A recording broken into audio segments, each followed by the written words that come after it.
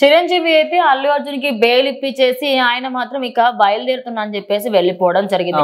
So overall గా చూసుకుంటే ఆయన మాత్రం నిజం చెప్పాలంటే అసలు అల్లు అర్జున్ అరెస్ట్ అయ్యాడని తెలిసిన వెంటనే ఫస్ట్ రియాక్ట్ అయ్యి వాళ్ళ ఇంటికి వెళ్ళి మరి వాళ్ళందరితో మాట్లాడి అక్కడ ఉన్న లాయర్ ఎవరైతే ఆయన పర్సనల్ లాయర్ ఎవరైతే ఉంటారో ఆయనతో కూడా మాట్లాడి డైరెక్ట్ గా ఆయన మాత్రం ఇనిషియేటివ్ అయితే తీసుకున్నారు అనుకోవచ్చు. సో దానికి మీరేమంటారు? సో మొత్తానికి ఎప్పుడైతే అల్లు అర్జున్ ఈ విధంగా తీసుకెళ్లారు పోలీసులు అని ఎప్పుడైతే ఒక న్యూస్ వచ్చిందో విత్ ఇన్ 5-10 minutes లో చిరంజీవి మాత్రం అల్లు అర్జున్ ఇంటి దగ్గర ఉన్నాడు. సో ఆయనకు ఒక నమ్మకం అనమాట. అంటే ఎట్లా అంటే ఇప్పుడు ఖచ్చితంగా ఎవరికి ఏమైనా కూడా చిరంజీవి వస్తాడని నమ్మకం ప్రతి ఒక్కరు కూడా టాలీవుడ్ ఇండస్ట్రీలో ఉంది. సో ఎప్పుడైతే ఈ విషయం తెలుస్తో వెంటనే అల్లు అర్జున్ ఇంటికి వచ్చి పవన్ కళ్యాణ్కి ఫోన్ చేయడం జరిగింది. అసలు ఏం చేద్దాము, మన ఓన్కి ఈ బాధ వచ్చింది, దీన్ని ఏ విధంగా మనం సాల్వ్ చేద్దాము, ఇటు అల్లు అరవింద్ తోని నాగబాబుతో అందరితోని కూడా మాట్లాడి మొత్తానికి అయితే ఆయన ఒక ఇనిషియేట్ తీసుకొని అసలు ఎవరితోని మాట్లాడాడు, ఎవరి బతిలాడాడు ఇదంతా కూడా పక్కన పెడితే లాస్ట్ కి అల్లు అర్జున్ మాత్రం బెయిల్ వచ్చింది. అరే బెయిల్ వచ్చిన వెంబటే అరే అమ్మయ్య మనోడికి బెయిల్ వచ్చిందిరా, ఓకే చాలు అనే విధంగా ఇంటి నుంచి వెళ్ళిపోతున్నాడు. ఆ బెయిల్ కి కూడా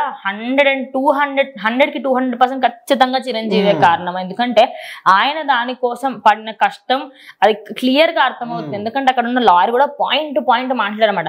ఆయన మాట్లాడే పాయింట్స్ చూస్తే కూడా అరే ఇది కూడా వ్యాలిడ్ పాయింటే కదా అని చెప్పేసి ఆయన ప్రజెంట్ అయితే మధ్యంతరం బెయిల్ అయితే ఇవ్వడం. ఆల్మోస్ట్ అందరూ కూడా అరే ఆల్రెడీ 14 రిమాండ్ విధించారు, అల్లు అర్జున్ జైలుకి వెళ్తున్నాడు అని ఫిక్స్ అయిపోయారు. ఆల్రెడీ ఇక్కడ కోర్టు నుంచి తీసుకెళ్లారు కూడా. సో ఎప్పుడైతే ఈ కోర్టు నుంచి తీసుకెళ్లారు, ఇక రిమాండ్ వచ్చింది, జైలుకి వెళ్తాడని ఎప్పుడైతే 2-3 నిమిషాల తర్వాత వెంబటే బెయిల్ వచ్చింది అని ఒక న్యూస్ మాత్రం వచ్చింది. సో అదంతా కంప్లీట్ గా 100% మెగాస్టార్ చిరంజీవి వల్లనే.